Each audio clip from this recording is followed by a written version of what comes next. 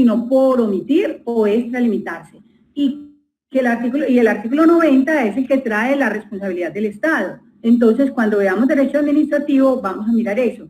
Pero este proceso disciplinario del que habla, por ejemplo, el Consejo de Estado, también todas las instituciones del Estado ejercen funciones, las propias de su cargo, pero también tienen funciones disciplinarias y algunas que específicamente les ha asignado la Constitución. Entonces, primero depende de las que le asignó la Constitución. Y entonces todas juzgan también. O sea, todas las instituciones del Estado ejercen las funciones propias que la Constitución y la ley les han asignado. Pero dentro de la misma institución hay procesos disciplinarios. Hola, Cristian. Hay procesos disciplinarios que ellos llevan contra sus mismos servidores, contra los miembros de su misma institución, pero también de otros, como dice Sergio. El Senado juzga a los grandes servidores públicos, a los que tienen jerarquía, a los magistrados de la Corte. Entonces, se trata de funciones como que de juzgamiento, de procesos disciplinarios exclusivamente, porque los procesos penales, si un servidor público comete una violación a su estatuto propio, creo que la ley 473, pero fue modificada ya también el estatuto de los servidores públicos, 873, pero también hay un reglamento propio que fijan dentro de la institución en la que labora. Entonces, a él lo juzgan por eso. Y eso es un proceso, esa es la de PQRSD.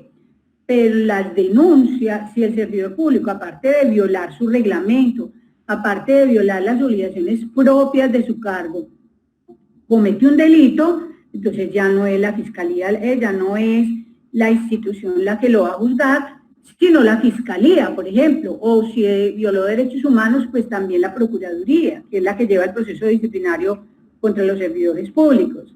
Entonces, eso es muy importante que ustedes lo tengan en cuenta, que, por ejemplo, en la Universidad de Cartagena, a nosotros nos juzga, allá hay un departamento de talento humano, hay un departamento de procesos donde se llevan a cabo los procesos disciplinarios contra nosotros si violamos el reglamento docente, si violamos nuestras obligaciones que están contenidas en la ley de los servidores públicos. Entonces ahí en esa ley aparecen sujetos disciplinables. Entonces ahí dice quiénes son. Pero eso es independiente de que contra nosotros se pueda llevar también un proceso penal. Entonces, si el acto que cometimos es demasiado grave, pues no nos va a ir a juzgar la universidad. Y yo no voy a decir, no, es que non bis in idem, nadie puede ser juzgado 2 veces por el mismo delito. No, cuando ustedes vean derecho penal van a ver que el concurso es que yo, por ejemplo, violo con una sola conducta, yo puedo violar una norma penal, pero también puedo violar una norma disciplinaria.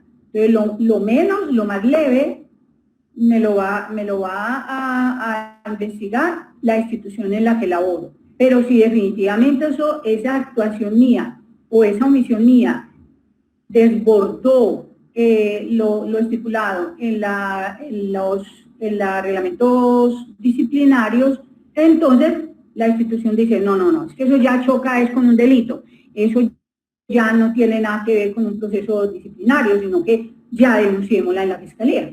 ¿Está claro?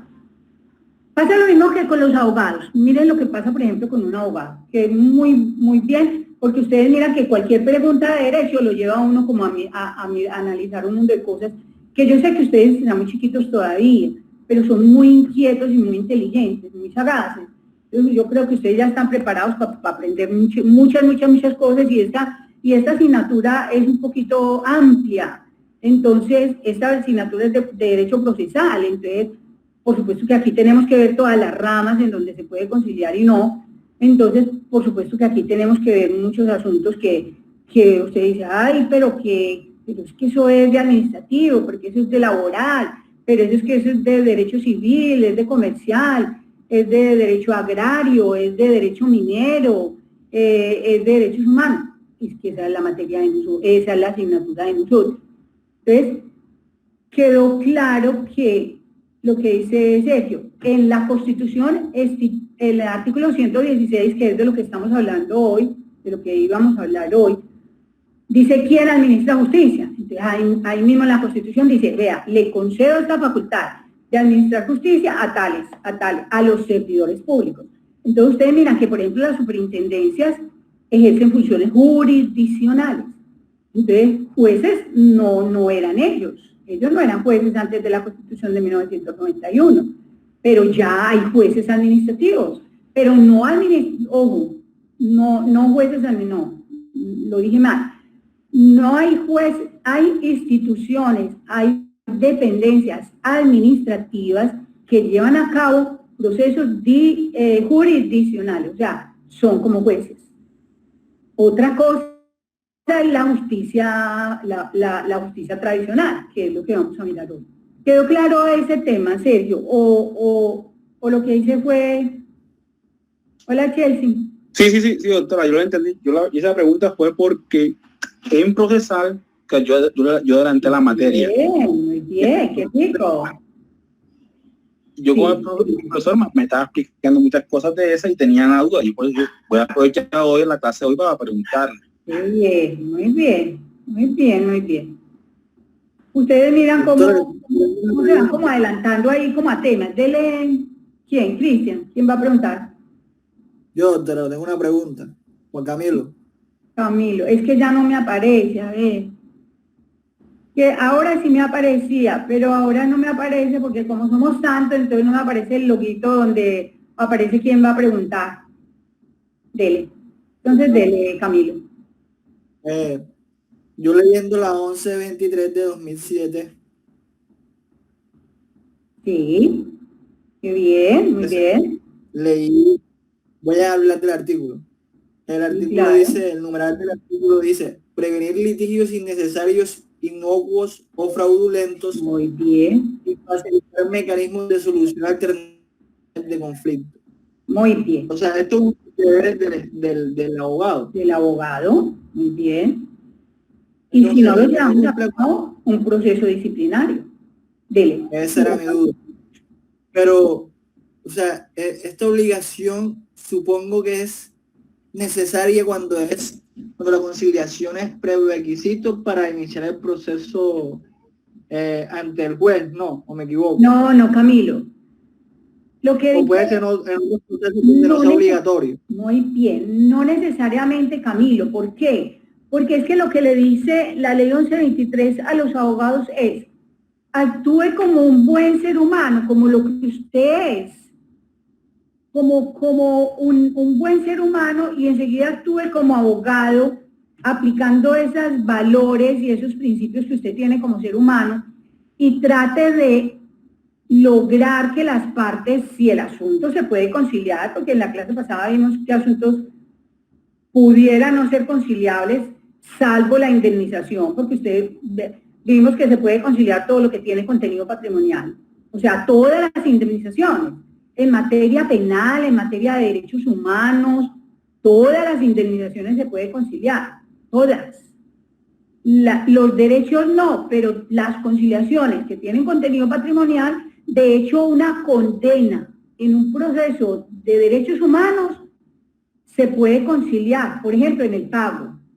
Vea, facilíteme cómo lo voy a pagar.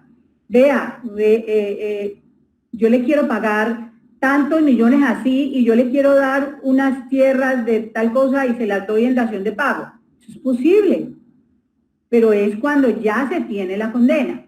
Entonces, si todos esos asuntos son conciliables, imagínense ustedes un asunto laboral que la ley le dice, ¿quiere conciliar el laboral? Pues vaya para el ministerio, donde están servidores públicos que de alguna manera le dan mayor certeza. En la clase pasada estábamos viendo que de pronto ustedes son escépticos y ustedes dicen, no, ahí no podría haber, que fue Esteban, que ahí no pudiera haber una buena conciliación porque una parte está subordinada o una parte está supeditada a lo que diga la otra, el uno es un poderoso y el otro es una persona humilde, relativamente humilde, el uno es un violador de derechos humanos y el otro es una víctima. Entonces, hasta en esos casos les decía yo que un patrono se va para el Ministerio del Trabajo y si ustedes son los abogados del Ministerio del Trabajo, ¿por qué ustedes van a permitir que mi patrono me viole mis derechos? Además, que en la próxima clase ya debemos ver conciliación. Santiago, porque se le dañó la conexión. Entonces, hasta en materia laboral, ustedes están ahí para defenderme a mí. Entonces, si hay certeza sobre los derechos que yo tengo, pues lo que ustedes como servidores públicos tienen que hacer es decirle a esa persona, no, de eso no vamos a hablar, de eso ni hable con ella, que ella no va a renunciar a sus derechos. Solamente dígale cómo va a satisfacer esas prerrogativas de pago que la ley le concede a ella. Entonces es sencillamente eso. Entonces, en sentido general, uno pudiera incitar e incitar no, porque incitar es como impulsar, ya, no, y uno le dice, vea, para estos conflictos, aunque sean jurídicos, no obstante que sean jurídicos, y no obstante que no tengan a la conciliación como requisito de procedibilidad, existe la posibilidad de que podamos conciliar. Entonces, las partes dicen, no, entonces yo de pronto sí quiero conciliar. ¿Está claro? Muchachos. Sí, claro. Sí, claro, está claro. Doctora, se puede hacer en el caso, o sea, sería como una analogía a los principios de procedimiento de la buena fe y la lealtad. Usted sabe que esos son los aplicados a los jueces. Sería como una analogía parecida a ese artículo que nombra Juan sobre los abogados, ¿no? Bueno, lo que pasa es que es el estatuto propio nuestro. Entonces, los abogados, los abogados podemos ser operadores de justicia en cualquier asunto. Primero somos abogados. Entonces, esencialmente sí, los jueces se rigen primero por ser buenos hombres y buenas mujeres, algunos entre comillas, por ser excelentes abogados, porque fueron a una buena universidad, porque están bien formados, porque tienen competencias. Y enseguida también se rigen por el estatuto del abogado y enseguida también se rigen por los estatutos propios del ser servidor público, que creo que es la ley 473 o 873, que es la ley de los servidores públicos. Si quieren algunos, si está ahí, pues que tiene como facilidad de buscarlo, miremoslo. Entonces, es sencillamente que uno está sometido como a un mundo de normas. Entonces, el juez, no solamente por ser abogado, sino por ser juez, tiene un mundo de obligaciones que lo obligan a actuar correctamente. Pero es que el abogado tiene que contar con que primero se acoge al estatuto propio de él, al código de ética propio del abogado, y enseguida cuando es juez, ahí mismo también lo empiezan a cobijar las normas propias de la legislación administrativa en relación con los servicios públicos. Doctora, entonces básicamente se puede decir que todos nos basamos en el artículo 83 de la Constitución Política. ¿Que de los servidores públicos? No, de la Constitución 83 de la buena fe. Eso. El de la buena fe. Entonces dice que la buena fe se presume en todas las actuaciones. Sí, ese es el principio de la buena fe en sentido general. Pero más que buena fe, nosotros estamos sometidos al estatuto del abogado y al estatuto de servidor público si vamos a ser servidores públicos. ¿Eso está claro, Iván? Sí, doctora, está clarísimo. Bueno. Listo, entonces, ¿qué más les dice La ley 1123 a todos y cada uno de ustedes respecto de los mecanismos alternativos. Muy bien, que ya dijeron que el código, el estatuto del abogado le dice, pilas abogado, me hace el favor y le dice a estas personas que aunque la conciliación no sea requisito de procedibilidad, podría existir la posibilidad de que llegaran a un buen acuerdo en esta clase de proceso. Porque les dije que tratándose, por ejemplo, de una indemnización, ¿por qué no sentarse a negociar? De una suma patrimonial, pues ¿por qué no sentarse a negociar? Es que yo ya tengo certeza de mi derecho, ya lo que me falta es decir, ¿usted cómo me va a pagar? Y ¿saben por qué es que ahí cabría la conciliación? Porque es que yo, por ejemplo, a ustedes, yo era la patrona de ustedes, la empleadora de ustedes. Y resulta que yo al uno le debo 40 millones, al otro le debo 20, al otro le debo 35, al otro le debo 60, al otro le debo 10, al otro le debo 12. Sobre eso hay certeza. En la próxima clase vemos conciliaciones laborales. ¿Qué asuntos son conciliables? O sea, ¿qué no se puede conciliar definitivamente en laboral? Y les digo los fundamentos desde hoy. Los fundamentos de la conciliación en materia laboral son el 25, 26, 27 y el 53 de la Constitución Política, son todos esos. Todos esos fueron desarrollados en las leyes laborales. Esos serían como los fundamentos de la conciliación en laboral. Eso lo vamos a ver entonces en la próxima clase para que agotemos la conciliación laboral. Pero entonces, si ustedes como abogados aprendieron en la universidad que hay derechos laborales que se pueden negociar, pero que no se pueden renunciar, creo que ese tema ya lo tenemos absolutamente claro. El hecho de que la ley permita que haya negociaciones y que incite a hacer conciliaciones, no significa jamás que la ley le ha dicho a las partes que tiene que ir a conciliar.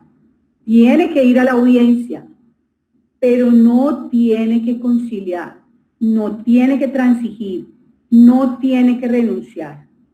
Eso lo tienen que tener absolutamente claro, porque los viejos, los abogados viejos y los abogados que litigan, muchos de los abogados que litigan, aunque sean jóvenes, muchos jóvenes, son muy renuentes a veces a darle la importancia que tiene la conciliación. ¿Por qué? Porque consideran que litigando, pues que ganan más honorarios, y eso no es verdad, eso no es verdad. Si ustedes tienen claro que yo les debo 40, 50, 20, 12 millones de pesos, usted no tiene que renunciar a eso. Pero usted sí me tiene que conceder la posibilidad a mí de que yo le pague eso más fácilmente. Porque usted me demanda, y me demanda el de 20, y me demanda el de 40, y me demanda el de 80, y me demanda el de 100, y me demanda los acreedores, los demás acreedores que no son laborales, y me demanda a todo el mundo. ¿Cuándo van a recibir ustedes su platica? Nunca, nunca. Con un embargo, si una empresa, es posible que una empresa se vea embargada, que son los procesos de liquidación voluntaria y obligatoria de las empresas. Ojalá que en Colombia no se vaya a tener que liquidar una empresa después de estas crisis, pero estoy segura que muchas de ellas se van a liquidar. ¿Qué van a hacer con los trabajadores? Pues no sé. Entonces, ¿cuál es la opción que tienen los trabajadores? Pues váyanse al Ministerio del Trabajo a tratar de conciliar cómo el patrono que les debe 20, 50, 80, 30, 40, ¿cómo les puede pagar eso? Si yo les debo eso a ustedes y ustedes van con un buen abogado al Ministerio del Trabajo, y yo le, por ejemplo, al que le deba 40, bueno, a todos, le digo, al que le deba más, yo le voy a pagar el 50, y al que le deba menos, yo le voy a pagar el 40. Esas conciliaciones no se pueden hacer de consumo, de común. Pues no puede ser una conciliación plural, tiene que ser individual, porque los derechos laborales son individuales, salvo que se trate de derechos de los sindicalistas. Entonces, ustedes van y dicen, pues a mí me debe 12 millones de pesos. Si me da el 40, que serían 4 por, ¿cuál es el 40% de 12 millones? Denle ustedes que son las expertas de matemáticas. 4.800.000. Muy bien, listo. Yo le debo 12 millones y le digo, yo le debo 12 millones, Cristian, yo le debo 12 millones, le voy a dar 5 millones hoy que estamos en la audiencia de conciliación. Y los otros, dentro de un mes le doy 5 millones, como le quedo debiendo son 7. Entonces no, yo dentro de un mes le doy 6 y al otro mes le doy los otros 6. Y de eso le pago intereses. ¿A ustedes les parece una mala negociación? ¿Les parece una mala conciliación eso?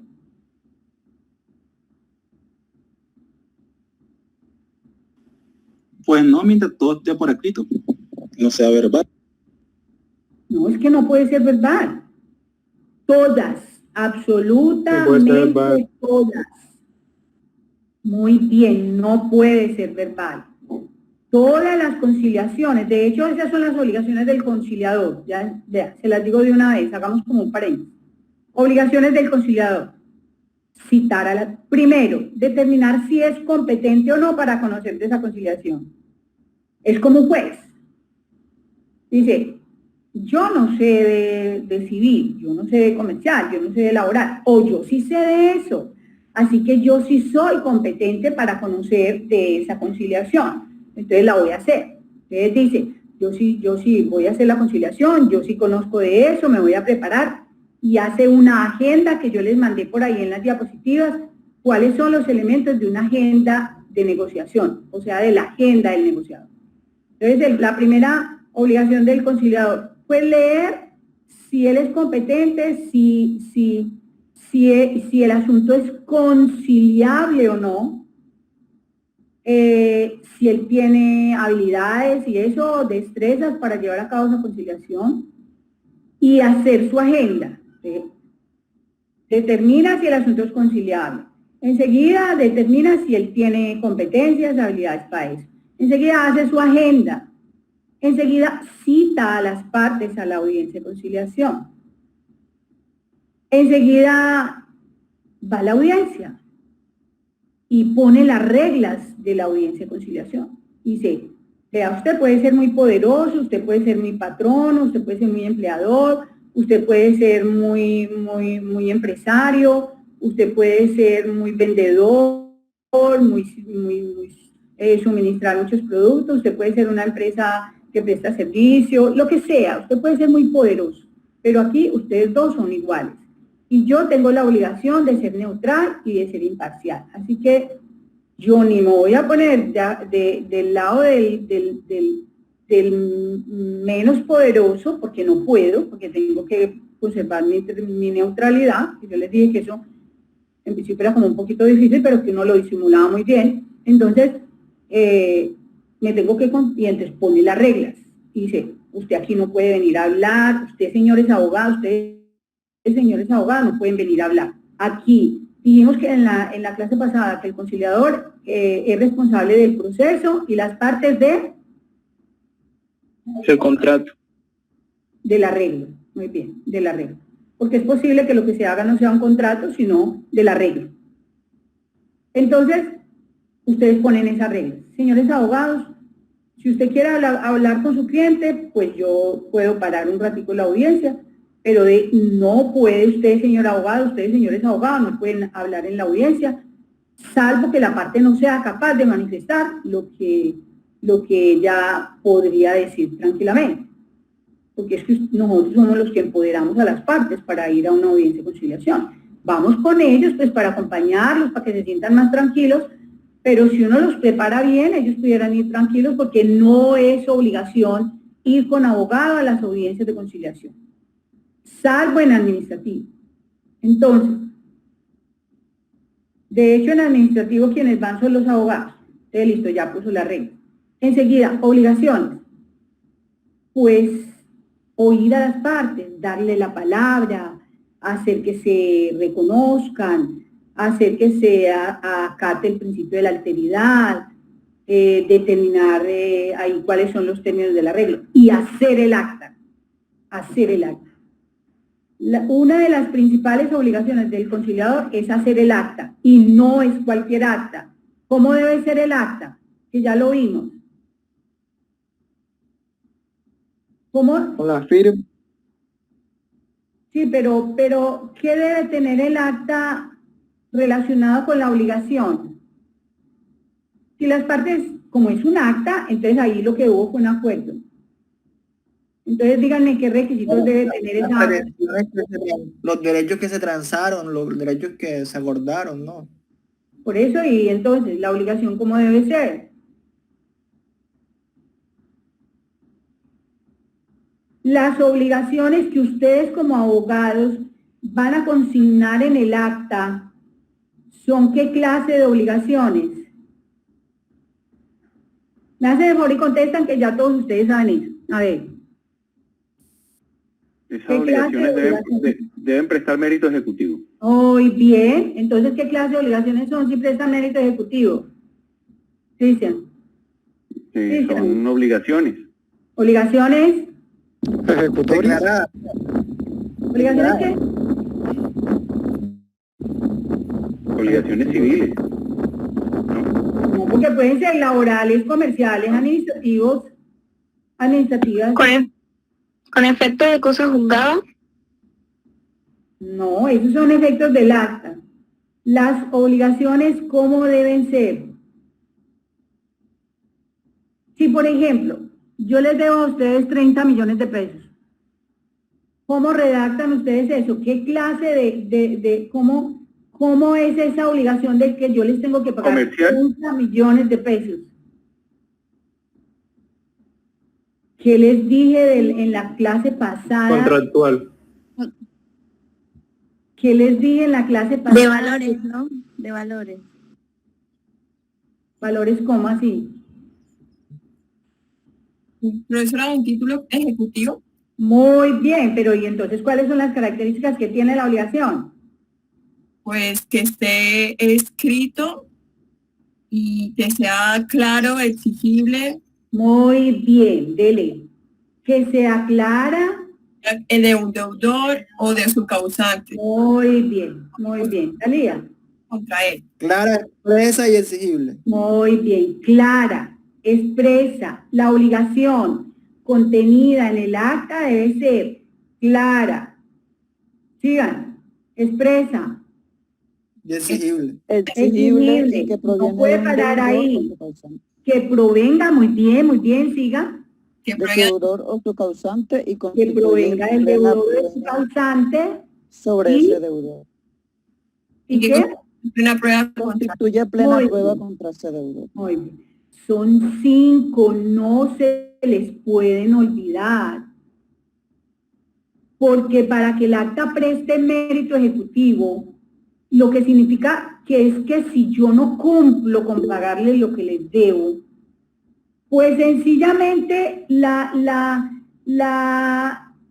opción que tienen ustedes como abogados es demandarme y embargarme, porque ya tienen una obligación clara, expresa, exigible, que proviene de mi puño y letra y que constituye plena prueba contra mí. Y que eso dijimos que eso está en el 422 del nuevo Código General del Proceso. Entonces, miren qué tan importante son las obligaciones del conciliador. Hacer el acta. Es que no cualquiera puede hacer una buena acta. Les digo algo. Hay un dicho en teoría de la negociación que dice: 7 sabios pensadores me enseñaron cuanto sé. ¿Qué? ¿Quién? ¿Cuándo? ¿Cómo? ¿Dónde? ¿Por qué? ¿Y para qué? Esas son obligaciones del conciliador. 7 sabios pensadores me enseñaron cuanto sé. ¿Qué? Digan. ¿Quién, cuándo, dónde, cómo, por qué y para qué? Eso debe decir un acta de conciliación. ¿Quién es el obligado? ¿Quién es el beneficiado? ¿Para qué se está obligando? Para extinguir una obligación. ¿Y para qué se está obligando? Para satisfacer una obligación. ¿Cuándo? El 30 de mayo, el 5 de julio, el 20 de agosto, el 30 de septiembre, el 20 de abril, lo que quieran. Ya el 20 de abril de este año ya no sería. Entonces el primero, el 3 de mayo, el 8 de mayo, el 16 de mayo, en julio, en agosto, quieran. ¿Cuándo? ¿Cómo? Pues le va a pagar en efectivo. Pues le va a consignar en una cuenta. Pues le va a dar un cheque. No sé, lo que quieran, pónganlo como quieran, pero tienen que consagrar todas esas cosas para que el acta preste mérito ejecutivo. Entonces usted dice, por eso es que cuando veíamos conciliación en equidad, yo les decía, es que un conciliador en equidad puede ser una buena persona, que no generalmente lo son. Entonces no saben hacer un acta porque ellos no han ido a la universidad, no se han metido en clases con un profesor y no han hecho clases virtuales y no han hecho clases presenciales y no saben cómo hacer un acta de conciliación y no saben que un acta de conciliación tiene que hacerse por escrito. Ahora puede hacerse, el conciliador la hace, si la conciliación es virtual, el conciliador hace el acta y le pone la firma y las partes también se la ponen por medios electrónicos y aprueban ahí y todo eso queda grabado. Entonces ahí está la obligación clara, expresa, exigible, que proviene del deudor, que constituye plena prueba contra él. ¿Qué va a constituir plena prueba contra él? Un acta que se hace, por ejemplo, yo lo llamo, sí, señor trabajador, yo le voy a pagar los 40 millones de pesos que le debo. Y entonces ustedes van donde el juez ahí. Señor juez, mire, ella me llamó y me dijo que me iba a pagar 40 millones. ¿Y ella quién es? Ella sí fue la que lo llamó. Y entonces yo de viva, porque eso también tenemos las personas, los seres humanos, que son una manada de vivos ahí. Ustedes no, pues ustedes están chiquitos y no van a ser como nosotros. Entonces yo de viva hoy digo, yo no lo llamé, señor juez, esa no es la voz mía, yo no lo he llamado para eso.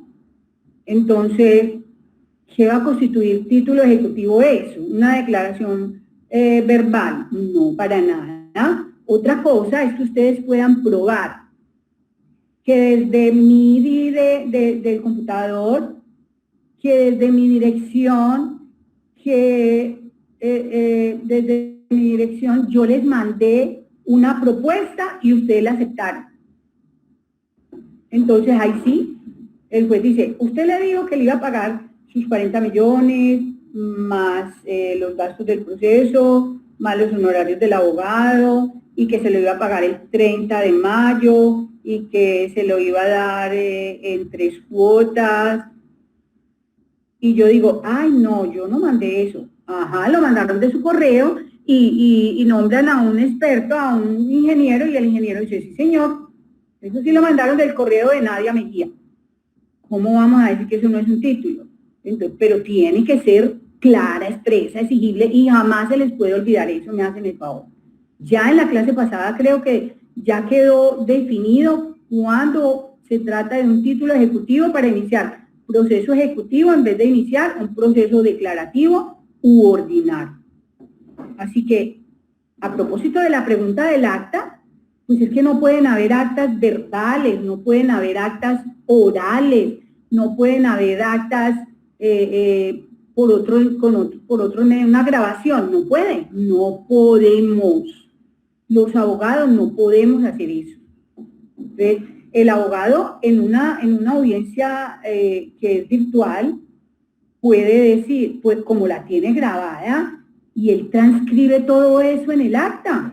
Él va elaborando el acta y mientras se va desarrollando la audiencia virtual, entonces ustedes vayan haciendo el acta y cuando se termine, pues las partes tienen la posibilidad de leer el acta, porque ellas no se van hasta que no la leen, y la aprueban ahí mismo. Entonces, un acta de conciliación tiene que ser un documento escrito, porque dijimos que el artículo 422 del nuevo Código Penal de Proceso dice que un título ejecutivo es un documento, pero documento escrito que tiene una obligación clara, expresa, exigible, que proviene del deudor de su causante y que constituye plena prueba contra él. Y el acta de conciliación es un documento que tiene esas características y por eso presta mérito ejecutivo. ¿Está claro eso? ¿Sí, muchachos? Clarísimo, doctora. Pero una pregunta, ¿qué decían los 7 sabios? Repítemelo, por favor. 7 sabios pensadores me enseñaron cuánto sé. ¿Qué? ¿Quién? ¿Cuándo? ¿Dónde? ¿Cómo? ¿Por qué? ¿Y para qué?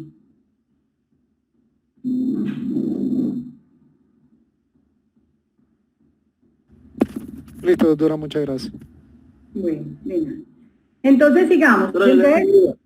¿Sí? Tengo una duda. ¿El acta Claro. de conciliación se puede hacer exigible en un tiempo posterior a la firma del acta? O sea, es decir, en el mismo momento que se firma el acta de conciliación. No, lindo, porque otra de las obligaciones del conciliador, esa me faltó, registrar el acta. Las actas se registran ante los centros de conciliación y tienen que mandarse al Ministerio de Justicia, porque el Ministerio de Justicia es el que vigila los centros de conciliación. Entonces las actas de conciliación las mandamos siempre al Ministerio de Justicia y ya después de registradas, que no se pueden entregar antes de los 3 días, o sea, ustedes hacen el acta hoy, nosotros hacemos el acta hoy y 3 días hábiles siguientes se la entregamos ya firmada por las partes, ya con la firma del centro de conciliación y ahí es que presta mérito ejecutivo. Es igual que por ejemplo, que una constancia, que una sentencia judicial. Las sentencias judiciales, usted sí puede coger una sentencia y listo, y pues usted iniciará el proceso al otro día, pero es porque la sentencia ya tiene la obligación clara, expresa, exigible, pero el acta de conciliación no, porque de hecho no se la entregan, ustedes no pueden entregarle a las partes el acta de conciliación el mismo día en que se llevó a cabo la conciliación, porque tienen que dejar que pasen los 3 días. Bueno, en el centro de conciliación a veces la entregamos, pero sobre todo las constancias. Las constancias sí se entregan ahí mismo, porque ¿cuáles son las constancias? De que no hubo acuerdo, ¿bien? La inasistencia. De que no fueron, de que los dos no fueron, entonces esas constancias sí se pueden entregar ahí mismo, pero las actas de conciliación no. Listo, Jesús. Hola, Jesús. Bueno, entonces, sigamos, terminemos lo del estatuto del abogado. ¿Qué más les dice de la conciliación? Ustedes miran que la ley 1123, que la ven con el doctor Villarraga, que es genial. Entonces, la ley 1123 es muy linda, tiene un código de ética de los abogados, y en ese código de ética ustedes miren que nos obligan a nosotros a ser como leales con las partes también, a decirles que yo no necesariamente me voy a meter en un proceso judicial, porque miren lo que pasa. Ahorita les pregunté que si a ustedes les parecía un mal arreglo ese de los 12 millones, pero póngase que es el de los 30 millones o el de los 40, o es de 200 millones o de 300 millones, 2 comerciantes, por ejemplo. Entonces, ustedes se imaginan una persona embargada por 200 millones de pesos y resulta que en la cuenta en el momento del embargo tenía 10 millones de pesos. ¿Ustedes creen que esa persona va a volver a consignar en esa cuenta que solamente en el momento del embargo tenía 12 y debe 200? ¿Ustedes creen que esa persona va a consignar ahí más plata? No, es poco probable. Para nada, doctora. Así es, no vuelve a consignar. Entonces, Ni un ¿para qué lo peso. tenemos embargado? Para eso existen los MAS, y para eso existen los concordatos, y para eso existen los acuerdos, y para eso existe las normas sobre insolvencia de persona natural, que está en el Código General del Proceso, insolvencia de personas naturales, o procesos de insolvencia de personas jurídicas, que están en la ley 11, creo que es 1116 del 2000, no me acuerdo qué año, y la ley 599 son dos normas de insolvencia, una de las personas de derecho público y otra de las personas de derecho privado, que sería la ley 1116, y la ley de insolvencia que está en el nuevo Código General del Proceso. ¿Por qué pasa eso? Porque es mejor permitirle a las partes que sobrevivan, es mejor permitirle al deudor que pueda sobrevivir, ayudarle a que sobreviva, que es lo que está pasando. Ustedes miran que todo este tema del coronavirus, ¿qué han hecho los trabajadores? Pues ponerse de acuerdo con las empresas y decir, no, para mí mejor que me rebaje a que la empresa se tenga que liquidar y en un proceso de liquidación, ¿qué le queda? Entonces, los computadores, la maquinaria, y entonces el trabajador dice, ¿yo eso para qué? Entonces es mejor sentarse con el deudor y permitirle que le pague a uno por las buenas. Esos son los procesos de insolvencia. Entonces, si se ponen de acuerdo los comerciantes, si se ponen de acuerdo los patronos y los trabajadores, ¿por qué no nos vamos a poner nosotros de acuerdo en derecho civil, en derecho de familia? A ver, ¿cómo es que me va a pagar eso? De hecho, en los procesos de familia, en un proceso de alimentos, miren lo que pasa en los procesos de alimentos. Ustedes, por ejemplo, saben que hay un señor que no le da alimentos al hijo. Y como ustedes tienen esos bríos así, ese ímpetu ahí, que acaban de salir de la universidad, y entonces saben mucho, y entonces ya quieren iniciar procesos judiciales. Y saben hacer muy bien las sentencias, y mejor dicho, nunca se las inadmiten. Entonces usted dice, la señora va y le dice, ay, doctora, mire, el papá de mi hijo no me da alimentos, o mi esposo no me da alimentos, y mire yo cómo estoy, no sé qué. Entonces usted dice, no, yo, tranquila, yo voy a presentar la demanda. ¿No es mejor citarlo a conciliar, a ver si de pronto le da una buena suma a su hijo, y en vez de embargarlo, porque enseguida va a aparecer que no solamente lo tiene embargado él, sino que también lo tiene embargado otra señora que también tiene otro hijo? Y enseguida aparece la mamá, que también dice que depende de él. Y enseguida aparece él con un mundo de obligaciones, de contrato de arrendamiento, de todo. Entonces, hubiera sido mejor que usted no lo embargara, sino que, y llega el juez y entonces el juez llega y decreta el 20% del salario. De pronto se hubiera ido a una audiencia de conciliación y hubiera conseguido el 50% o el 40% del salario. Más de 50 no, porque ustedes saben que... Eso no se puede. Eso es. Entonces, él pudiera obligarse, él voluntariamente se pudiera obligar por más del 50% del salario, porque él sabe que no se gana solamente ese salario, sino otros, o que tiene unos ingresos, por ejemplo, de unas acciones, de una empresa.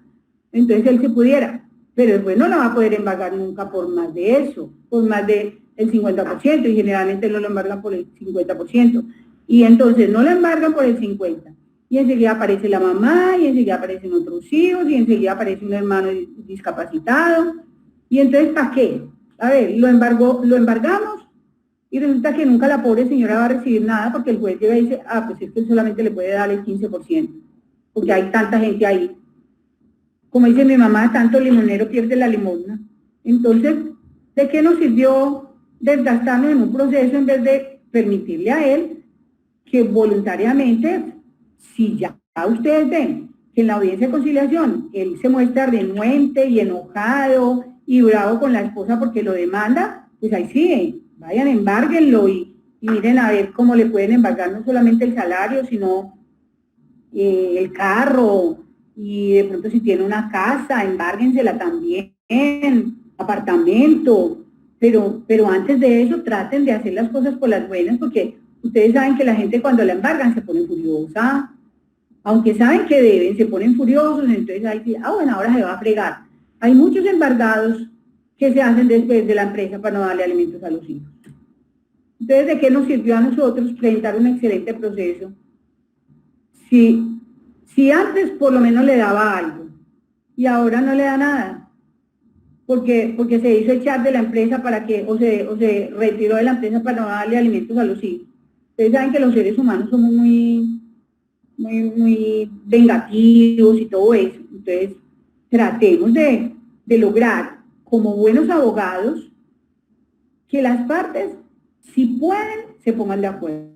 Ya si no se puso de acuerdo, presenten ustedes su demanda y pónganle toda su fuerza. Pero denle la oportunidad y verán cómo hay gente que dice, gracias por llamarme, porque ay, yo no quiero que me embarguen, yo no quiero que me demanden, yo no quiero tal cosa. Entonces, mejor así. Bien. ¿Qué más del estatuto del abogado? Entonces lo dejamos así.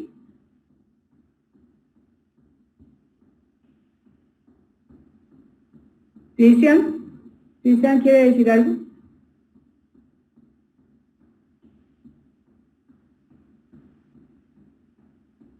Muchachos. No, doctora, no. ¿Ustedes no tienen dudas? Santiago dice que no. Doctora, ¿Nadie más?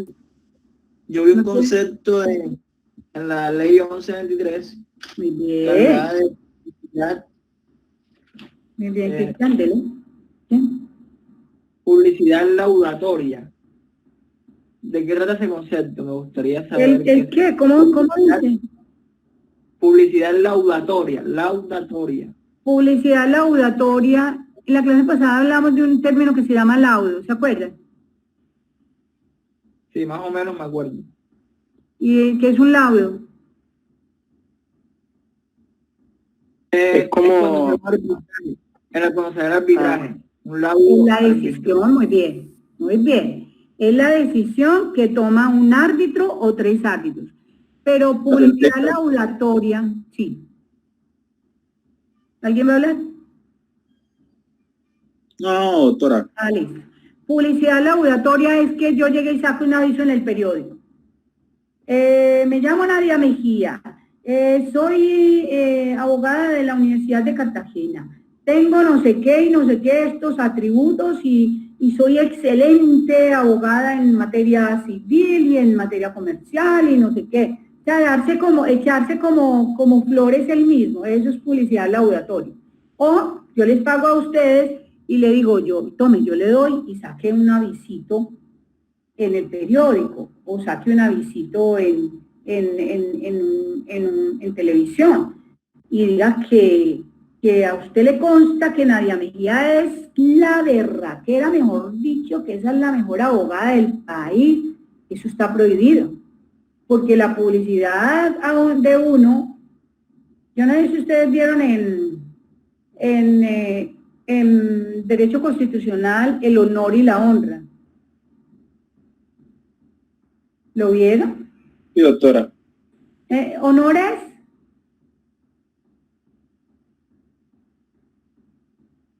¿cuál es la diferencia entre honor y honra? Esteban fue el que dijo. Cristian. ¿Quién quiere hablar? Marta. María. Olga. ¿Quién va a hablar? ¿Cuál es la diferencia entre honor y honra? Honor se basa en la gloria, se podría decir una forma. Y la honra es como es el respeto. Muy bien, muy De bien. una dignidad, la dignidad propia, se podría decir. Muy bien, eso es así. Honor es el concepto que uno tiene de uno mismo, por lo que dice usted, porque uno es una persona honorable, porque uno ha alcanzado la gloria, así como usted lo dice, porque uno ha alcanzado a ser un buen ciudadano, porque uno ha alcanzado a ser un buen estudiante, porque ha alcanzado a ser un excelente profesional, porque uno es un buen miembro de familia, un buen hijo, un buen novio, un buen papá. Entonces eso es honor. Honor es el concepto que una persona tiene de sí misma. Entonces, como yo tengo un buen, como todos tenemos, todos y cada uno de nosotros tenemos un buen concepto de nosotros mismos, pues salimos a la calle, vamos caminando por la universidad, nos vamos para clase y nos sentamos muy orondos, muy pinchados, muy orgullosos de ser lo que somos. Eso es honor, eso es honra. Todo el mundo dice, ve, qué chévere este estudiante, qué chévere mi compañero, qué chévere mi amigo, qué chévere mi novio, qué chévere mi hijo, qué chévere este pelado y esta pelada que estudian en la universidad, son buenos, son honorables, son justos, son honestos. Eso es honra. Honra es el concepto que de uno tienen los demás, pero es porque como uno tiene honor, entonces uno va proyectando lo que uno es. Ustedes saben que hay un dicho, yo no le pregunto a sus mamás o a sus abuelos, que dice que dime de qué te ufanas y te diré de qué padeces. Pero uno sí puede sentirse orgulloso de lo que uno es, pero no tiene que estarlo diciendo a nadie. Eso es la publicidad laudatoria. Si usted es un buen abogado, no tiene que estarlo sacando en el periódico, porque el que dice si usted es un buen abogado o una buena abogada, no es usted mismo, sino los demás. Entonces, eso es... Perdón. Sí, dele. Síntesis, entonces, es el reconocimiento que los demás me proporcionan. Sí, eso es. Pero no porque yo no presumo, sino porque realmente... Muy bien, muy bien. Es por eso que dice uno que la gente no le regala nada a uno, nada. Eso es verdad, eso es verdad.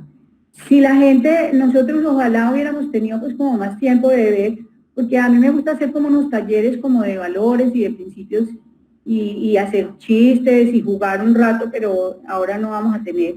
Pero entonces uno está demostrado que uno es muy severo con los demás. Yo les digo a ustedes que hablen, por ejemplo, yo le digo, a ver, ¿usted qué piensa de mí? Entonces, ay, profe, pues usted es chévere, pero, ¿y usted qué piensa de tal estudiante? Que no, ella es buena estudiante, pero es más no sé qué, y ay, es tal cosa, y es mala amiga, y es no sé qué. Ustedes miran que nosotros somos muy severos para juzgar a los demás, pero no para decir todas las cosas buenas que tienen los demás. Y de hecho uno es así también. No, uno no habla de lo malo que uno tiene, uno habla de lo bueno que uno tiene. Entonces uno siempre le gusta es como estarse ufanando y no siempre que uno se ufana, uno tiene todas esas cosas de las que se ufana. Entonces es mejor que no, es mejor uno no ufanarse, porque la gente después dice, ay, pero mira esta como se pincha con tal cosa y mentiras que es tal cosa. Entonces, siendo que nosotros conocemos, nosotros vamos a leer el libro de Carneluti. El libro de Carneluti se llama Cómo nace el derecho. Al final lo leemos. Es un libro muy chiquito también, así como El arte de la guerra, que a propósito no lo hemos discutido. Entonces, el libro de Carneluti dice que los seres humanos, de hecho todos los contractualistas dijeron eso. Thomas Hobbes, Rousseau, John Locke, y los contractualistas modernos, Dworkin, Hart, todos ellos dijeron que definitivamente el derecho tiene que existir es porque los seres humanos no somos buenas personas, porque el Estado tiene que regularnos la conducta a nosotros, porque así como que por las buenas no nos portamos bien. Yo sé que ustedes sí, pero ya cuando uno crece ya y se envejece ya peor todavía, porque ya se vuelve más. Entonces es posible que hay gente que se vuelva como con los años se vuelve una mejor persona, pero se vuelve más arrogante, más. Entonces, lo que dice el código, lo que dice el estatuto del abogado es, abogado, sea buen abogado y no se esté dando pantalla ni esté sacando publicidad diciendo que es que usted es el mejor. No. Si usted va a sacar publicidad, diga que usted es abogado y ya. Y la gente es la que se encarga de decir si usted es bueno o es malo. Y ustedes miran que es como muy severa esa prohibición del estatuto del abogado. Es como quien dice, deje de ufanarse es la obligación suya. Si la obligación suya es ser buen abogado, ¿usted por qué tiene que estar predicando que es buen abogado? Por eso es que los populistas tienen tanto problema, porque no tienen que estar, o sea, si uno sabe quién es quién, sobre todo en la política, uno sabe quién es quién. Ustedes no tienen que estar diciendo quiénes son, porque todos y cada uno de nosotros que somos los electores sabemos quiénes son. Entonces, es como es. ¿Quedó claro? Claro, doctora, hay que sostenerse de la famosa publicidad de boca a boca. Hay que sostenerse. Ah, sí, claro. La publicidad de boca a boca. Claro que sí.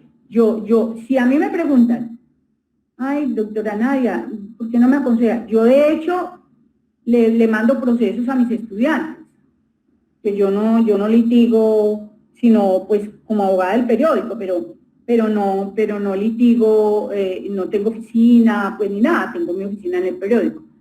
Entonces, yo de hecho le mando a mis estudiantes procesos.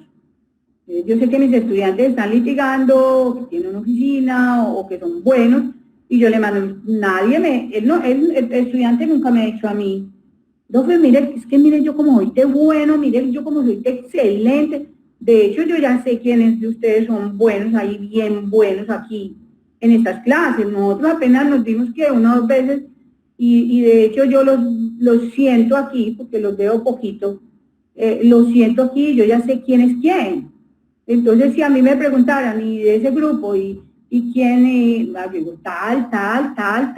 Entonces, uno no tiene necesidad de decir quién es, sino que los demás son los que se encargan de eso. Eso es honor y honra. Eso es buen nombre. Eso es buen nombre. Esa es la integridad moral de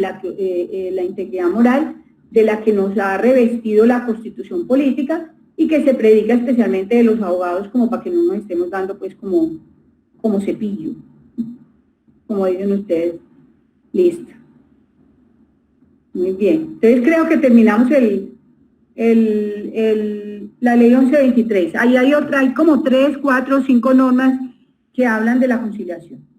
Entonces es muy importante, sabemos que no le podemos prometer a los por eso es que también son tan buenos los mecanismos alternativos.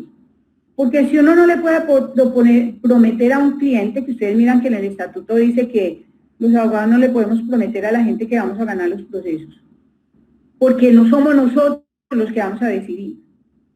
Si nosotros fuéramos los que vamos a decidir, pues nosotros le vendemos la sentencia a una persona.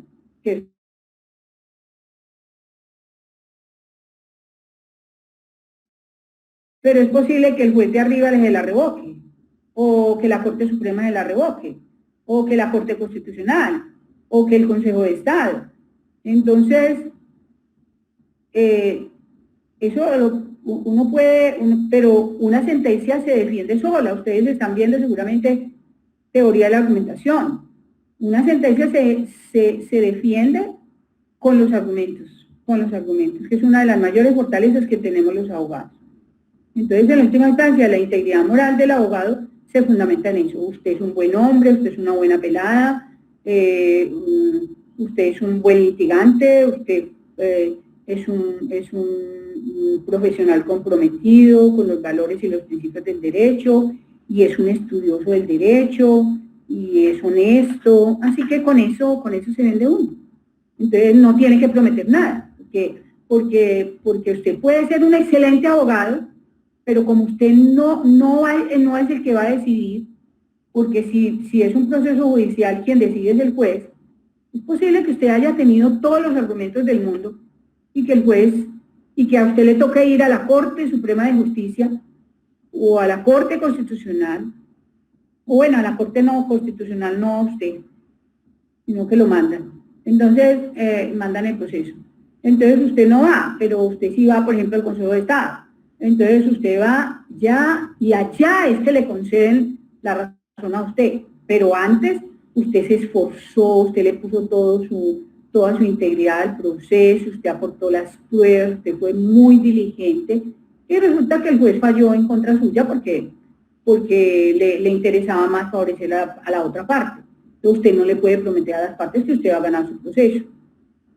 salvo que la parte le diga, pero, señor abogado, dele tantos millones de pesos al juez para que el juez decida. Y usted le puede decir, no, yo no, o sea, yo en eso no me meto porque el estatuto del abogado me lo prohíbe y además porque yo no me metí a la universidad 5 años, 6 años a estudiar y a ver clases virtuales y a estar cansado y de todo, ahí nada más para ir a comprar sentencias. No lo voy a hacer. Mejor sentémonos a negociar y ahí en una negociación usted sí puede lograr un buen acuerdo. Si usted es un excelente negociador, usted puede lograr un buen acuerdo de una negociación win-win, sin estar pensando que usted le va a ganar al otro, sino que los dos van a ganar. Por eso es que los mecanismos alternativos de solución de conflictos son tan importantes. Listo, creo que ya entonces ya dejemos el estatuto del abogado, ya lo damos por visto, sobre todo en lo que tiene que ver con la conciliación y con los más. Ahora hablemos del otro tema que teníamos para hoy.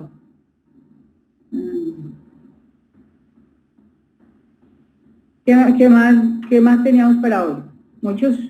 Nosotros tenemos muchas cosas para hoy, muchas cosas que no hemos discutido. Por ejemplo, no hemos discutido el libro tampoco. ¿Qué quieren que hablemos? Juan, ¿por qué se fue? Hablemos del libro, doctora. Listo, hablemos del libro. ¿Todos leyeron el libro? Yo sí, doctora. Sí. Sí. Sí, doctora. Sí. Por lo menos pongámonos de acuerdo con eso. Todo lo leímos entonces. Listo. Entonces hablemos del libro. ¿Para qué leer ese libro en una asignatura que se llama Teoría de la Negociación y que está relacionada con los mecanismos para solucionar conflictos jurídicos? A ver. Doctora. ¿Quién? Díganme quién va a hablar, porque ya no me aparece el linkcito. Cuando hay poquitos sí me aparece, pero cuando están todos no me aparece porque no están como tantos de él. Vale. ¿Quién va a hablar? ¿Alguien que no hable mucho? Juan. Yo, Bueno, Gerardo. Gerardo. ¿Va a hablar Gerardo? Sí, señor. Dele Gerardo.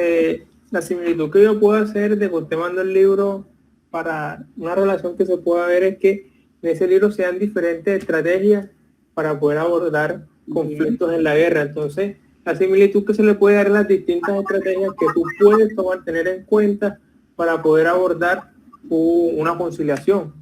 Muy bien, claro. Es que de alguna manera los conflictos jurídicos son una especie de pugna, son una disputa, son una contradicción, puede terminar en guerra. Acordémonos que les dije que los conflictos, cuando les dimos la estructura del conflicto, vimos que los conflictos se van escalando. Entonces, que no hay que dejarlos de escalar, porque los conflictos son inestables, se vuelven extremadamente grandes, se van llenando de elementos nuevos. Muy bien, es cierto. Doctora, yo quisiera agregar algo a lo que dijo Gerardo sobre el texto. Básicamente, cuando estamos leyendo, en general, muestra que hay otros mecanismos muy bien diferentes a ir como que de frente a la guerra, sino que a través de diferentes situaciones planteadas, por ejemplo, de punto estratégicas, que no ir de frente a darse espada o lanza, sino rodearlos, de someterlos sin ir a la violencia. Muy bien. Eso mismo podíamos hacer nosotros en el caso, obviamente, no yendo violencia ni nada por el estilo, sino diciendo, mira, si el proceso sigue, va a causar estas consecuencias. Lo mejor que podemos hacer para evitar tantos procesos y tantas cuestiones es utilizar este mecanismo. Muy bien. De hecho, es tan importante eso que se dice que, por ejemplo, ustedes como jueces, como fiscales, como operadores de justicia, como servidores públicos, ustedes miran que eso es lo que deben hacer. O sea, si usted tiene un conflicto dentro de su institución, Usted trate de no mostrarle a la otra persona que usted está dispuesta ya a matarse con ella, porque de pronto uno se muestra muy fuerte y resulta que el otro, al que uno creía débil, se robustece. Ustedes miran que hay gente que es impredecible. Hay gente que dice, es que yo no sé qué fue lo que me pasó. Hay gente yo creo que todo el mundo es capaz de matar, porque lo que pasa es que Freud decía que no, que para eso existe el yo, que uno no mata porque ese no es una norma social. Entonces, uno no puede predecir que su contradictor es menos fuerte que uno. Eso es lo que dice Sun Tzu. Sun Tzu dice, mejor mira a ver con quién es que usted va a meter a pelear, porque usted no sabe, y menos cuando usted no sabe con qué va a salir el otro. Muy bien. ¿Sigan? Sí. Muy bien. También. Linda. La dama Y él primero. menciona que la mejor Salida. batalla es la que se libra. O sea, Muy bien. Muy bien. que antes de batallar, lo mejor es no librar ninguna lucha. Sino, Muy bien. Pero que no se libra, pero que de todos modos se vence sin librar la batalla, ¿no? Muy bien. O sea, Vencer que sin luchar. vencer sin librarla, no es que simplemente no se libra la batalla y quedamos como estábamos, sino que se debe vencer sin librar la batalla, Sin pelear. sin pelear. Y de todos modos las estrategias que él da, que aplican y han sido manual todavía se estudian en las escuelas de guerra de todo el mundo, también se Y en la estudian en las escuela de Harvard, no solamente en las escuelas de Sí. guerra, sino en la Sino escuela también las de Harvard, negocios. De negocios. de negociación también, eso Muy iba a bien, decir. muy bien. En ambas, aplican para ambas, porque algunos Muy bien. consejos, como por ejemplo, medir el espacio donde Muy uno va a bien. desarrollar la estrategia o la negociación, Muy bien. es clave. Estimar las cantidades, que para él son la munición o la cantidad de guerreros que tiene para la negociación también es clave. Cuánto tiempo tiene uno para negociar y cuánto tiene la contraparte, los recursos que uno tiene, esos cálculos son clave. Y también estimar las posibilidades de victoria. Eso para la guerra y para la negociación son principios claves que Sun Tzu pone allí. Y lo otro es que también es para la guerra y válido para la negociación. Él dice que la batalla está perdida si no se conoce uno a uno mismo y no conoce a su enemigo. Y, en cambio, si se conoce a uno mismo y al enemigo, las probabilidades de victoria son altas. Y ese consejo es válido para la guerra y para la negociación. Muy bien, muy bien. Que hay que conocer al otro y de hecho creo que entre las diapositivas que yo les mandé, pero sí les mandé de asertividad y eso, y de inteligencia emocional. Ustedes saben que uno se tiene que conocer a uno mismo para poder conocer a los demás. Entonces, lo que acaba de decir usted es supremamente importante porque eso se dice que en teoría de la negociación hay 3 T's. Que el negociador tiene que mirar el territorio, que es una T. Tiene que mirar los temas, que es lo que usted acaba de decir. Mira a ver cuánta munición tiene, cuánta comida tiene, cuántos luchadores tiene, mire de qué dispone, de cuántas armas tiene. Territorio, temas y tiempos. Mire por qué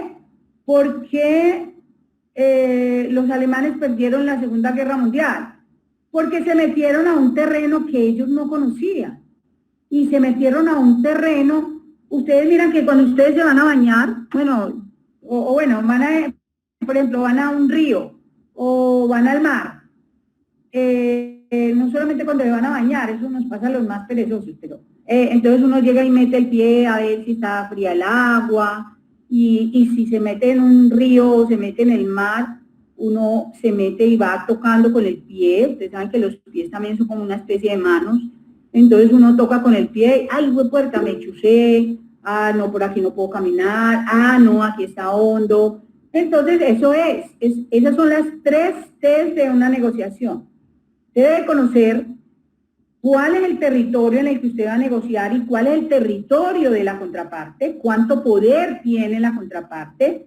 Usted debe mirar cuál es el tiempo de la negociación y cuál es el tiempo del conflicto. Si usted puede, si en el tiempo que usted tiene, usted puede dilatar de alguna manera la conciliación, si puede esperar, si no necesita que esa solución se dé de manera inmediata. De hecho, uno como negociador nunca debe estar de afán, nunca. Ustedes como abogados nunca deben estar de afán. ¿Por qué? Porque las partes utilizan el afán, utilizan el reloj. Eso es una estrategia de negociación. Ustedes han visto que cuando ustedes están, por ejemplo, en una reunión, yo sé que ustedes son supremamente inteligentes y sagaces, entonces cuando ustedes están en una reunión y ya quieren como que la reunión se acabe y entonces preguntan, ¿y qué hora es? Cuando estamos en clase, el que está más cerquita al profesor, entonces empieza y mira el reloj, y otra vez mira el reloj, pero se cerciora de que el profesor vea que él está mirando el reloj. ¿Para qué? Para que el profesor sepa que ya se está acabando la clase. Hay negociadores que hacen eso, hay partes que hacen eso. Entonces es posible, un negociador no debe hacer eso jamás.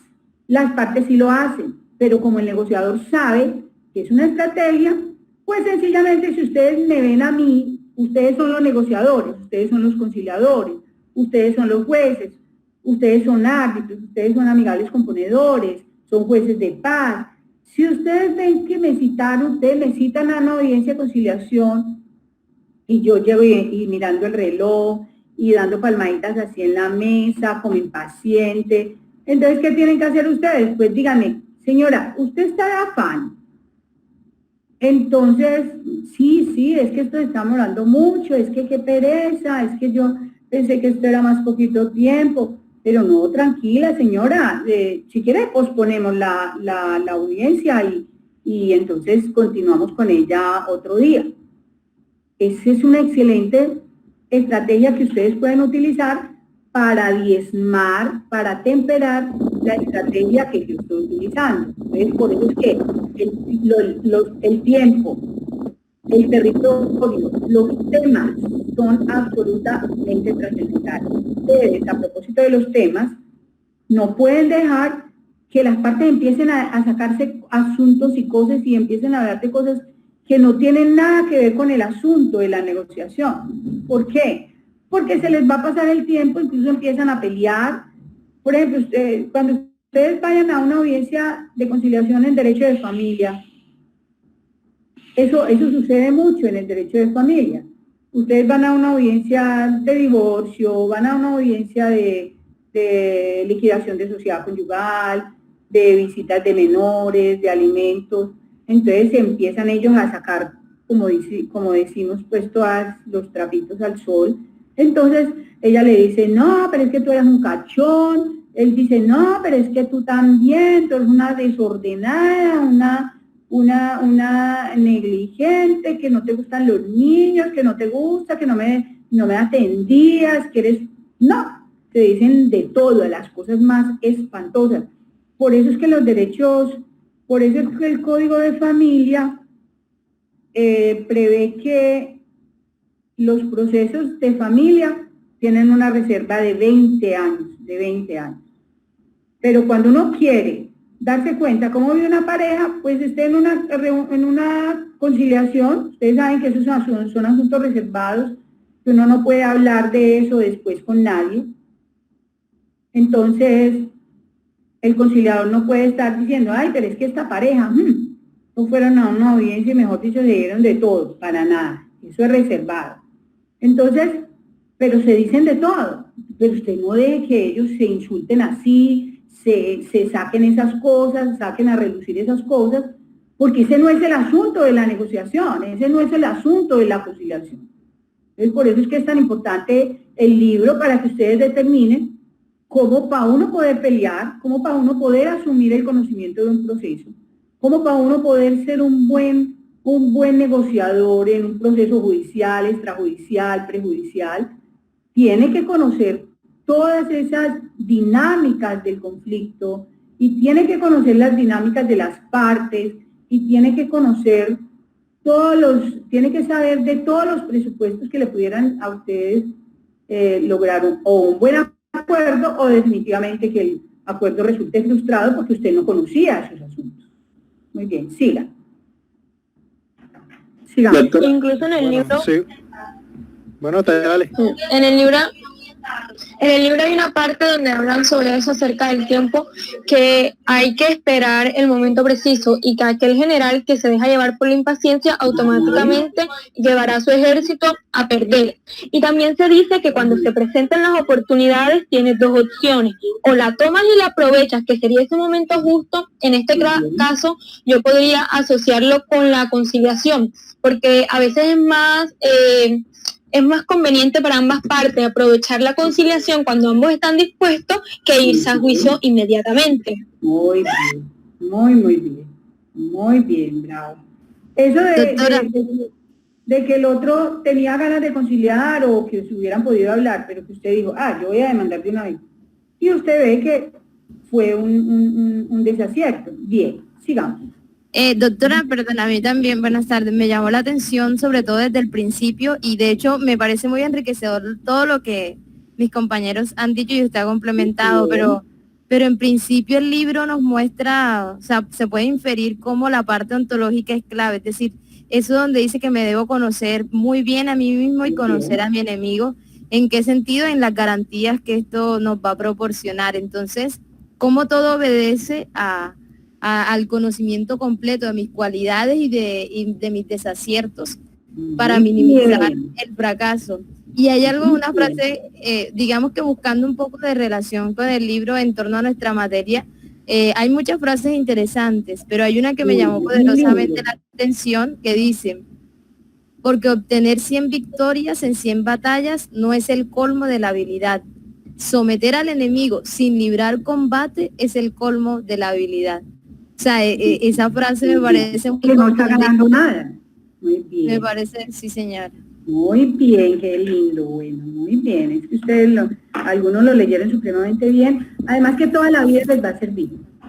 Doctora, es muy rico para leer. Dele, Emilio. Yo tengo, o sea, siempre he tenido 3 frases en mi mente desde que yo leí el libro La Guerra hace bastante ¡Qué bien, bravo! Y ya básicamente 3. Una que ya había nombrado Cristian, que es cuando ignoras al enemigo, pero te conoces a ti mismo, tus posibilidades de ganar o de perder son las mismas. Muy bien. El que tiene propósitos confusos no puede enfrentar al enemigo. Básicamente, cuando tú tienes un conocimiento, pero que no está en la jurisdicción de lo que tú vas a tratar. En este caso, una conciliación, por ejemplo, usted es abogado de tipo laboral y se va a meter en una jurisdicción civil, pues no tiene los conocimientos como que básicos y lo que va a hacer es enredarse usted mismo y enredar al cliente que usted está defendiendo. Muy bien. Y la otra es el soberano que obtiene la colaboración de la persona adecuada, prospera. Quien no la consigue, se arruinará. Básicamente, uno siempre tiene que estar con las personas adecuadas en cada punto de la vida, sea amistad, negocios, los cuentos sociales, lo que sea, pero uno tiene que tener como que saber cuál es esa persona que realmente es valiosa para uno. Y así entre todos. Muy bien. Bueno, sigo yo. Muy el análisis... Muy lindos, muy filositos con el libro y eso de tomarlo como escudo ya y eso es lo que uno hace como estudiante, o sea, se va empoderando ahí con todos sus conocimientos. Muy bien, dele, ya puede ser. Bueno, el análisis que yo le hice al libro, bueno, cuando lo leí hace mucho tiempo, fue que él habla en primera instancia de que analizar la raíz de los conflictos nos ayuda a entender cómo es el arte de la guerra, lo dice tal cual. Y dice que es mejor aquella persona que no logra el cometido a través de la fuerza, sino a través precisamente de la conversación, de la persuasión. Él es enfático diciendo que uno no debe mostrar sus cartas y que la debilidad de uno debe de convertirlo en la fortaleza. ¿Sí? Que él dice, por ejemplo, que en una formación los flancos deben estar protegidos por la delantera y la trasera. O sea, básicamente que todo, por cualquier lado donde sea vulnerable, puede atacar. Esto, más que solamente en la conciliación, es también, lo veo yo como una forma en la que uno se prepara diariamente para enfrentar cada situación. Incluso cosas tan básicas como llegar antes a un evento. Estrategia. O por ejemplo, hay algo muy fundamental, y es que uno nunca puede dejar a la persona, a su contrincante, sin ningún otro recurso, porque al final van a batallar hasta la muerte. Y eso creo que siempre lo aplicaba Napoleón Bonaparte cuando libraba su guerra, por el hecho de que cuando un enemigo está sitiado, si no tiene ninguna otra salida, va a luchar hasta la muerte. Entonces, con el ejemplo que usted dio anteriormente, si verdad nosotros le embargamos el sueldo, si no le dejamos otra escapatoria, sino el trabajar y no poder llevarse siquiera la satisfacción de adquirir algo, al final lo que va a terminar es diciendo, no, ya me quitaron todo, yo no voy a seguir luchando. Entonces ese es el análisis. Uno no ganó nada, porque le deja muy bien, muy interesante. Le deja a uno como la sensación de que uno no fue como realmente justo, que uno hubiera podido como hacer las cosas de otra manera y permitirle a él, por ejemplo, salir con dignidad de esa situación. Eso es absolutamente fundamental, que ustedes que están tan pelados piensen eso, en que sí, yo voy a ganar este proceso, pero por lo menos que la otra persona no salga así como apaleada, como que no, sino que ellos piensen que nosotros les dimos primero la oportunidad de que se avinieran a un buen acuerdo, pero que como no lo aceptaron, pues que definitivamente ya eso fue el juez el que decidió, y que sencillamente no se trata de una retaliación ni nada, sino que esas son las especificaciones de la ley y que a él le tocaba cumplir con eso, y que si lo hubiera hecho por las buenas, hubiera sido mucho más honroso para él salir de esa situación. Entonces, muy bien, muy bien. Además, no hay, vieron de lo que hablaron ahorita, de que no hay nada más desalentador que decir, yo sí gané, pero sin pelear. O sea, ¿usted qué ganó? Si usted no tuvo ningún esfuerzo, por eso es que de alguna manera las cosas que mayor satisfacción le ofrecen a uno son esas cosas que uno ha luchado, que uno ha buscado, y que uno con ahínco las ha alcanzado. Entonces, eso es sencillamente. Yo sé que ustedes son muy lindos y muy juiciosos. Profe, yo también escogí una frase que me llamó muchísimo la atención. Soy Sandra. Que dice: un ejército victorioso obtiene sus triunfos antes de recurrir al combate. Un ejército destinado a triunfar espera con la esperanza de ganar. Lo que yo entendí de esta frase fue que una persona que está acostumbrada a ganar siempre, pues hasta cierto punto se confía y no se organiza con respecto al caso que va a defender, como es la negociación. Entonces, como está acostumbrado siempre a destacar, pues dicen, no, esto lo tengo ganado, yo no tengo necesidad de arreglar absolutamente nada. Pero la persona que hasta no cierto punto no ha ganado, o sí ha ganado, pero que actúa con humildad, no sé qué puede pasar. Entonces vamos a actuar con cautela, vamos a actuar con mucha precisión para que tu caso sea el mejor posible, sea el mejor en el ámbito de defensa. Entonces, por eso me llamó muchísimo la atención esta frase. Muy bien, muy bien, muy bien. Vi que ya me doy cuenta que leyeron muy bien el libro, además porque el libro es para uno enriquecerse, todas las lecturas son para eso. Entonces, para uno retomarlas como un estilo de vida, como no necesariamente todo, no todas las frases, no todas le gustan a uno, pero el libro es una delicia para leer y es una delicia para la vida profesional, porque no solamente están hablando de los más, no es para que lo tengamos solamente en cuenta solamente para para los más y para las negociaciones, sino para los procesos judiciales, que también son una negociación con uno mismo, como ustedes mismos lo acaban de decir, con uno mismo, cuánto sé yo, cuánto puedo, cómo puedo llevar de bien este proceso, cuánto sé de esta área del derecho, y si yo sí me voy a desenvolver bien aquí, que después no resulte uno como que, bueno, es que me metí en lo que yo no tenía que meterme, o sea, es que me metí a llevar un proceso que yo no soy experto en eso, que yo no, y si no soy experto, al principio, cuando ustedes salen de la universidad, ustedes no son expertos en nada, pero saben muchas cosas. Entonces lo que tienen que hacer es seguir estudiando, que es que me llegó un proceso laboral, que tengo que la empresa me están poniendo a trabajar en derecho comercial. Pues si no lo sabe, pues empieza a estudiar y póngale ganas y métase pues en el cuento. Entonces es lo más importante, saber cuáles son los retos que la vida profesional les impone y cómo asumir esos retos. Muy bien. ¿Alguien más del libro o pasamos ya también del libro y seguimos?